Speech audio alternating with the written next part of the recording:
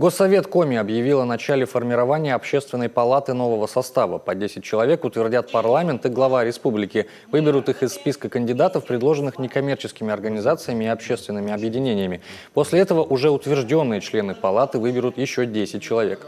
Те люди, которые будут в этом списке, они в обязательном порядке должны быть делегированы общественными организациями.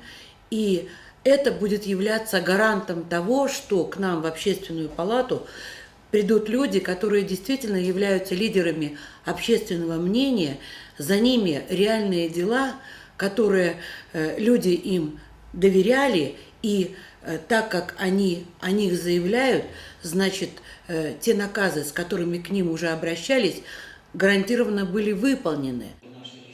Свои предложения по кандидатам организации, зарегистрированные на территории нашего региона, могут направить в течение 20 дней.